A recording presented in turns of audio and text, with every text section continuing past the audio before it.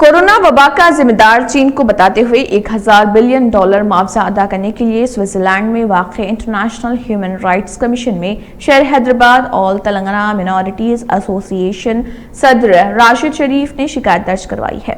Geneva से शिकायत कबूल किए जाने का एक्नॉलेजमेंट वसूल होने का भी उन्होंने एतराफ़ किया है। उन्होंने कहा है कि बेकसूर शहरी लाखों की तादाद में मौत की नींद सो गए, करोड़ों बीमार और मौत के पंजे से बचने के बाद मखरूज हो गए। उन्होंने कहा कि चूंकि वो भी कोविड के मुतासर रह चुके हैं, जिंदगी के हालात और मौत को करीब से देख चुके हैं, इस वजह से उन्होंने ये फैसला किया और एक अर्जी स्विट्जरलैंड में वाक़ इंटरनेशनल ह्यूमन राइट्स को रवाना की है।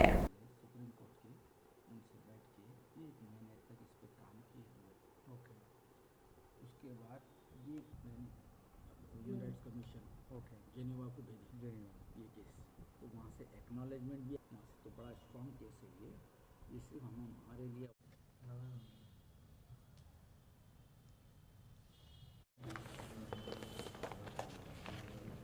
नाम भी है इनका, जो वहाँ से एक्नॉलेजमेंट आया।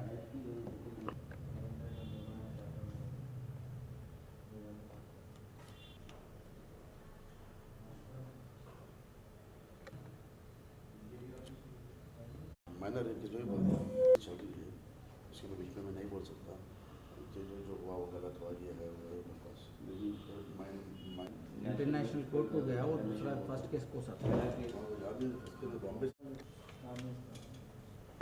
तो एक बार मेट्रो का भी करेंगे, उसके बाद एक बार दूसरे में हिम्मत नहीं है, मैं बराबर वो इश्यूज पे बोलूँगा। हाँ, अब यहाँ से ज़रा आप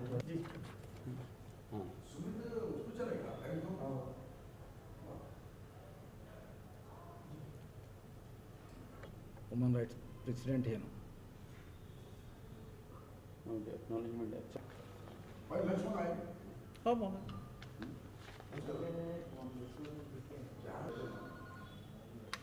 हेलो, हाँ जी, ठीक है, मैं आ रहा हूँ।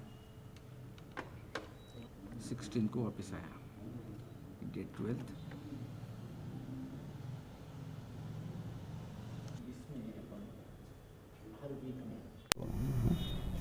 अस्सलाम वालेकुम, मेरा नाम राशिद शरीफ है। मैं all Telangana minority welfare association का प्रेसिडेंट हूँ। ये जो कोविड-19 जो बीमारी है जिससे पूरी दुनिया मुतासिर है और हिंदुस्तान भी मुतासिर है, हज़ारों लोगों की मौत, हज़ारों लोग बीमार होकर उठे, लाखों रुपए का खर्चा,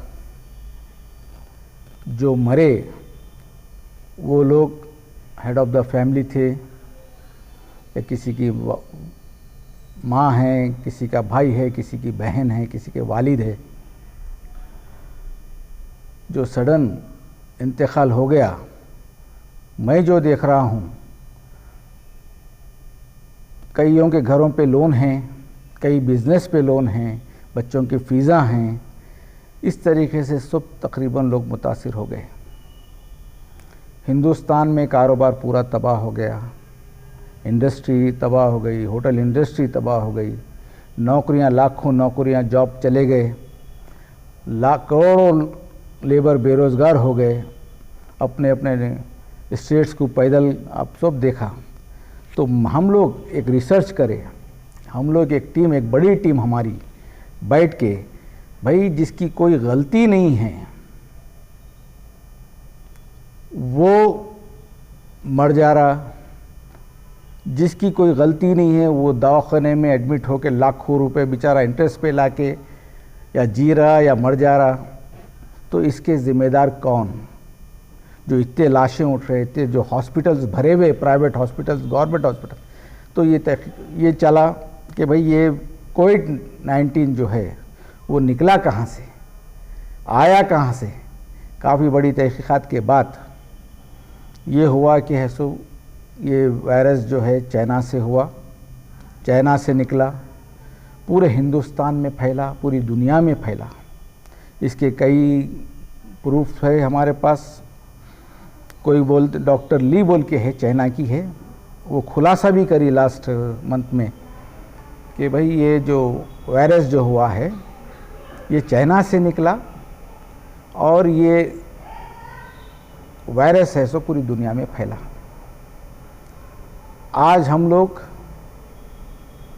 यहाँ पे एक ऑल तेलंगाना माइनॉरिटी की टीम बना के, हमारे एडवोकेट है सी हनुमंत राव जो सुप्रीम कोर्ट के सीनियर लॉयर है और प्रेसिडेंट इंटरनेशनल ह्यूमन राइट्स के प्रेसिडेंट है, उनके साथ मिलकर तकरीबन 2 महीने से हम लोग ये केस के पीछे स्टडी कर रहे थे। ये जो जापान की डॉक्टर ली जो है, निमोनिया, डबल निमोनिया का रिसर्च चल रहा था चाइना में, वो लीकेज होने की वजह से ये पूरा फैला। ये जो फैला है बीमारी लीकेज होने की वजह से फैली है।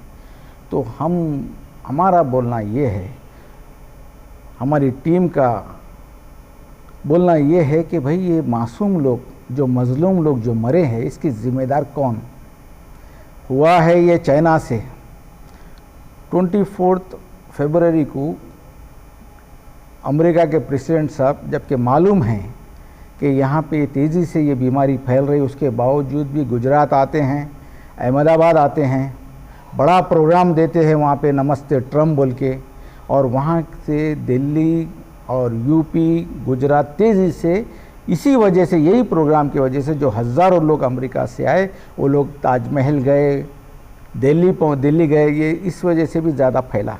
तो हम लोग उन्हीं को भी बीच में ली, हम लोग उन्हीं को भी एक्यूज बनाए। रेस्पोंडेंट हम चाइना को बनाए फर्स्ट, सेकंड अमेरिका को बनाए, थर्ड हम लोग WHO को बनाए। WHO का कहना ये था कि ये बीमारी ट्रांसफ़र नहीं होती, ये इन्फेक्शन ट्रांसफ़र नहीं होता। अगर उस वक़्त हमको ये मालूम हो जाता, कई मुल्क हैं सो अपनी हदबंदी कर लेते थे, हदबंदी करते, उनको भी हम लोग तीसरा रिस्पोंडेंट बनाए हैं। चौथा इंडियन गवर्नमेंट को हम लोग बनाए हैं, क्योंकि मालूम था उनको कि वायरस फैल रहा है हिंदुस्तान में, उसके बावजूद भी नमस्ते ट्रम्प प्रोग्राम करे, और साथ का साथ तबलीगी जमात के लोगों को भी उन्होंने वीज़ा दिए। तो इस वजह से हम इंडियन गवर्नमेंट को भी रिस्पोंडेंट 4 बनाए। उसके बाद 5 हम लोग तबलीगी जमात को भी बनाए। जब मालूम है आपको यहाँ पे ये वायरस चल रहा, आप लोग आए क्यों और आके पूरे हिंदुस्तान में फैले क्यों, ये हम उनको भी बनाए।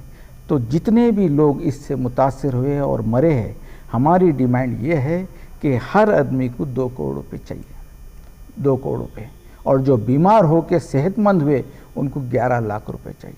इसी वजह, यही डीप से देखने के बाद ये पता चला है कि हिंदुस्तान में इस तरीके का कोई केस जेनेवा, स्विट्ज़रलैंड को यहाँ से नहीं गया। ये सिर्फ़ और सिर्फ तेलंगाना, हैदराबाद और ख़ासकर पुराना शहर से ये कारनामा, मैं तो बोलूँगा ये कारनामा बहुत बड़ा कारनामा है, जो लाखों लोग जो मरे हैं और पूरा हिंदुस्तान तबाह, पूरी दुनिया तबाह हुई, इसका जिम्मेदार कोई ना कोई जिम्मेदारी इसकी लेना और ये मुआवजा देना।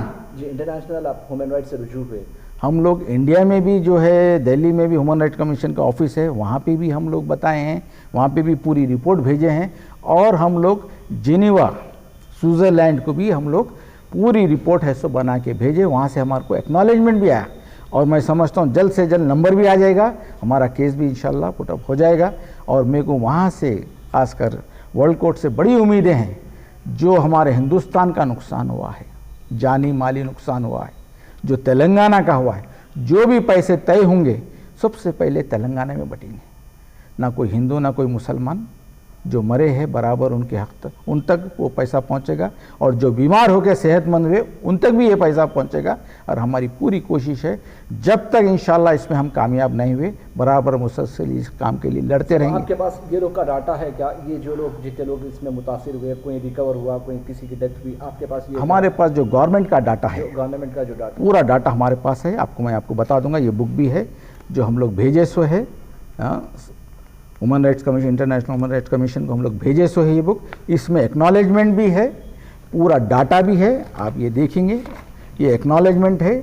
जो प्लेना बंद थे तो हम लोग DHL से भेजे थे, तो ये आप देखेंगे पूरे, और मैं आपको इसका सर्ट भी दूंगा। इसके साथ ही साथ ये पूरा डाटा हमारे पास है, ये पूरे कहाँ कहाँ कितना कितना कैसा कैसा लोग मरे हैं। जी हाँ, एक फैमिली से एक घर, ये बीमारी ऐसी है पूरा घर को घर लेके डूब रही है। और ये मैं ज़्यादा सीरियस इस वजह से भी हो गया इसमें क्योंकि मैं खुद कोविड-19 का पेशेंट था।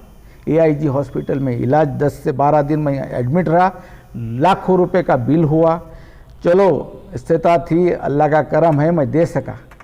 वहाँ पे जो गवर्नमेंट हॉस्पिटल्स में हैं उनकी हालत देखी नहीं जाती।